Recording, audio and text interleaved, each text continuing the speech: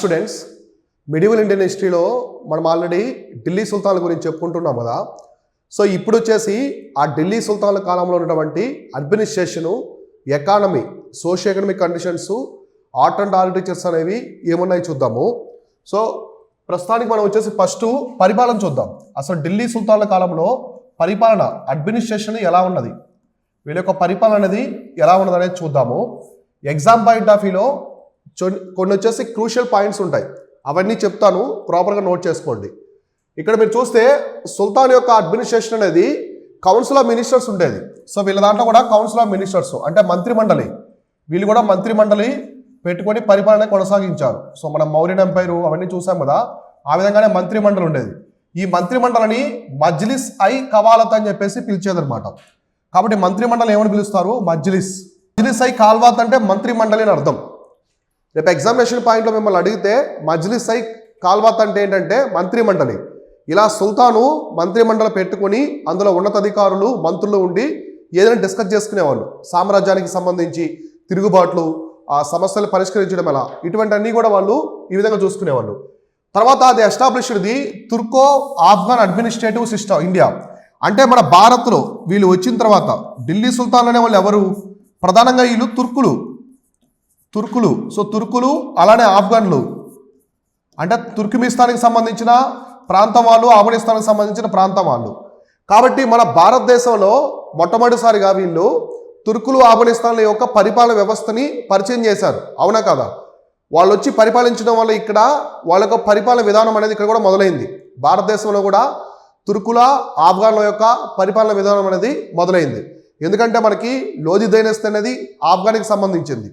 అంటే ఆఫ్ఘన్ల వాళ్ళు మనకి ముందు కనిపించిన స్లేవ్స్, ఖిల్జీలు వీళ్ళంతా కూడా తుర్కులు అన్నమాట. ఓకేనా? తర్వాత ఇక్కడ చూడండి, ఇక్కడ సుల్తాన్లు అయినప్పటికీ, వీళ్ళు ఢిల్లీ సుల్తాన్లు అయినప్పటికీ వీళ్ళంతా కూడా బాగ్దాద్లో ఉన్నటువంటి ఖలీఫా కిందే పనిచేస్తూ ఉంటారు. సో క్యాలిఫ్ అనమాట, బాగ్దాద్ క్యాలిఫ్. అంటే బాగ్దాద్ ఇప్పుడు ఇరాక్ ఉంది కదా, ఈ బాగ్దాద్లో ఉండేవతను సింహాసనం వచ్చేసి బాగ్దాద్ అనమాట. ఎవరంటే ఖలీఫా. సో ఇస్లాంలో ఉంటారు కదా ఖలీఫా. అంటే ప్రపంచంలోనే ఇస్లాంలో ఎవరైనా హైయెస్ట్ పొజిషన్లో ఉన్నారంటే ఆయన ఖలీఫా అనమాట. ఖలీఫా కిందే అన్ని రాజ్యాలు, సామ్రాజ్యాలు, సుల్తానులు మొత్తం అందరూ ఉండేవాళ్ళు. కాబట్టి ఇక్కడ ఢిల్లీ సుల్తాన్లు భారతదేశంలో ఉన్నటువంటి ఈ ఉత్తర భారతదేశాన్ని పరిపాలించే ఢిల్లీ సుల్తాన్లు కూడా ఖలీఫా కిందే పనిచేస్తుంటారనమాట. అంటే ఖలీఫా కింద సబ్ఆర్డినేట్స్ లాగా వీళ్ళంతా. ప్రపంచంలోనే హైయెస్ట్ పొజిషన్ ఎవరంటే ఇస్లాంలో ఖలీఫా అనమాట. కాబట్టి వీళ్ళు కూడా దెమ్సెల్వ్స్ ది డిప్యూటీస్ అనమాట. ఖలీఫా యొక్క సబ్ఆర్డినేట్స్గా, అనుచరులాగా చెప్పుకున్నారు. అంతే తప్ప మేము సుల్తానులము, మేము ఖలీఫా కంటే గొప్ప వాళ్ళని చెప్పలేదు, ఖలీఫా కింద మేము కూడా అని చెప్పేసి చెప్పడం జరిగింది.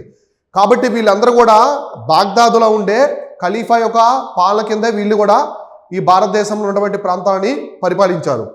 తర్వాత వీళ్ళకి కాలంలో ఉన్నటువంటి విభాగాలు, కొన్ని డిపార్ట్మెంట్స్ తీసుకొచ్చారు కదా, పరిపాలనలో కొన్ని కొత్త విభాగాలు తీసుకొచ్చారు. ఎగ్జామినేషన్ పరంగా ఇవి చాలా ఇంపార్టెంట్, ఎక్కువ రిపీట్ అవుతూ ఉంటాయి. సో వీళ్ళు తీసుకొచ్చింది వచ్చి దివాన్ ఐ వజరత్ అనమాట. విజారత్ అంట ఫైనాన్స్ డిపార్ట్మెంటు. సో దివాన్ ఐ విజారత్ అంటే ఫైనాన్స్, గుర్తుపెట్టుకోండి. సో ఫైనాన్స్ విభాగం అనమాట ఇది. ఫైనాన్స్ విభాగం ఏంటి? దివాన్ ఐ విజారత్ అంటే. నెక్స్ట్ దివాన్ ఐ అరజ్ అంటే మిలిటరీ డిపార్ట్మెంట్ అనమాట, అంటే సైనిక విభాగం. సో దివాన్ ఐ అరజ్ అంటే సైనిక విభాగం, సో మిలిటరీ డిపార్ట్మెంట్ అనమాట. నెక్స్ట్ దివాన్ ఐ రిసాలత్ అంటే డిపార్ట్మెంట్ ఫర్ రిలీజియస్ మ్యాటర్స్, అంటే మత వ్యవహారాల విభాగం. సో మత వ్యవహారాల విభాగాన్ని ఏమంటారు? దివాన్ ఐ రిసాలత్ అంటారు. నెక్స్ట్ దివాన్ ఐ ఇన్షా అంటే కరెస్పాండెన్స్ అనమాట, అంటే ఆ ఏరియాకి సంబంధించిన గృహశాఖ మంత్రిలాగా. సో దానికి సంబంధించిన మొత్తం అన్నీ చూసుకుంటారు. అంటే ఆ కార్యక్రమాలు, ఆ ఢిల్లీ సుల్తాన్ కార్యక్రమాలు ఇవన్నీ చూసుకుంటారు అనమాట. ఇలా కొత్త విభాగాలు తీసుకొచ్చారు. వీళ్ళ యొక్క పరిపాలన వ్యవస్థలో కొత్త విభాగాలు తీసుకురావడం జరిగింది, డిపార్ట్మెంట్స్. కాబట్టి ఇక్కడ చూడండి, విజారత్ అంటే ఫైనాన్స్, అరజ్ అంటే మిలిటరీ, దివాన్ ఐ అంటే విభాగం అని అర్థం. సో రిసాలత్ అంటే మత వ్యవహారాలకు సంబంధించింది, ఇన్షా అంటే కరెస్పాండెన్స్, ఆ ఏరియాలో ఎటువంటి కార్యక్రమాలు చేయాలి, గృహశాఖ మంత్రులకు అన్ని చూసుకోవడం అనమాట. ఇలా కొత్త కొత్త విభాగాలు అనేవి ఢిల్లీ సుల్తాన్ల యొక్క పరిపాలన కాలంలో కనిపించాయి. ఇంకా మనం చూస్తే కాజీ అని చెప్పేసి ఒక పోస్ట్ ఉంటుంది, కాజీ. సో కాజీ అంటే లైక్ జడ్జి అనమాట, న్యాయమూర్తి. సో మనం న్యాయమూర్తి అంటాం కదా, కాజీ అంటే ఎవరు? జడ్జి అనమాట. సో ఆ కాలంలో కాజీ అంటే జడ్జు. అతను ఎవరైనా నేరం చేసినప్పుడు వాళ్ళకి ఎటువంటి శిక్షలు విధించాలి, ఇటువంటి వాటి గురించి చెప్పేదనమాట కాజీ అనే అతను. మనకి మహమ్మద్ బిన్ తుగ్లక్ కాలంలో, సో ఎవరి కాలంలో? మహమ్మద్ బిన్ తుగ్లక్. సో మహమ్మద్ బిన్ తుగ్లక్ కాలంలో ఇబ్న్ బటూటా వచ్చారు కదా, Ibn Battuta. So Ibn Battuta Morocco యాత్రికుడు. సో ఇబ్న్ బటూటా వచ్చారు కదా, ఇతన్ని కాజీగా నియమించాడు. ఎవరు? ఎవరు? మహమ్మద్ బిన్ తుగ్లక్ మొరాకో యాత్రిక అయినటువంటి ఇబ్న్ బటూటాని కాజీగా నియమించాడు. అంటే ఢిల్లీలో కాజీగా నియమించాడు. అంటే ప్రధాన న్యాయమూర్తిగా, జడ్జిలాగా నియమించాడు అనమాట కాజీ అంటే. తర్వాత వచ్చేసి కార్ఖానాలు అంటే రాయల్ ఫ్యాక్టరీస్ అనమాట. కార్ఖానాలు అంటే లగ్జరీస్ ఐటమ్స్, అంటే సుల్తాన్కి సంబంధించినటువంటి రాజ వస్తువులు అంటాం కదా, వాళ్ళ యొక్క వస్తువులు తయారు చేసే ఫ్యాక్టరీలు. కాబట్టి కార్ఖానాలు అంటే ఫ్యాక్టరీలు, మ్యానుఫ్యాక్చరింగ్ యూనిట్స్ అనమాట. అంటే సుల్తాన్కి సంబంధించినటువంటి వస్త్రాలు తయారు చేయడము, ఖడ్గాలు కావచ్చు, వాళ్ళకి ఆభరణాలు తయారు చేయడము, ఇటువంటి వాటి కోసం కొన్ని మ్యానుఫ్యాక్చరింగ్ యూనిట్స్ అనేవి పెట్టుకున్నారు వాళ్ళు. అంటే రాయల్ గూడ్స్ తయారు చేయడం అనమాట. రాజుకు సంబంధించి, రాజు కుటుంబీకులకు సంబంధించిన వస్తువులన్నీ కూడా అక్కడే తయారవుతాయి, కార్ఖానాలు అంటారు. సో చరిత్రలో కార్ఖానాలు అంటే ఆయుధశాల కూడా అని పిలుస్తారు. ఆయుధాలు తయారు చేస్తారు కదా, దాన్ని కూడా కార్ఖానాలు పిలుస్తారు. ఓకేనా? ఇలా. తర్వాత చూడండి ఇక్తాస్. సో ఇక్తాస్ అంటే ప్రొవిన్సెస్ అనమాట. వీళ్ళు రాజ్యాన్ని డివైడ్ చేసుకున్నారు. ఇప్పుడు ఢిల్లీ సుల్తాన్ యొక్క సామ్రాజ్యాన్ని మొత్తాన్ని కూడా కొన్ని భాగాలుగా విభజించుకొని దాన్ని పరిపాలించారు. ఎవరు? ఢిల్లీ సుల్తాన్లు. అందులో ప్రధానమైనది ఫస్ట్ ఇక్తా అనమాట. ఇక్తా అంటే ప్రావిన్స్ అని. సో ఇక్తా అంటే ప్రావిన్స్. సో ప్రావిన్స్ అనమాట ఇక్తా అంటే. కాబట్టి ఇక్తాలుగా డివైడ్ చేసుకున్నారు, ఇక్తాలుగా. ఈ ఇక్తా హెడ్ ఎవరంటే ముక్తీస్ అనమాట. ముక్తీలు. సో ముక్తీలు అంటే లైక్ గవర్నర్ అనమాట. సో గవర్నర్ అనుకోండి, గవర్నర్. కాబట్టి వాళ్ళ రాజ్యాన్ని మొదట వీళ్ళు ఇక్తాస్గా డివైడ్ చేసుకున్నారు. మళ్ళీ ఇక్తాస్ని షిక్స్గా డివైడ్ చేసుకున్నారు. షిక్స్ అంటే జిల్లాలు అని చెప్పేసి, షిక్స్ అనమాట.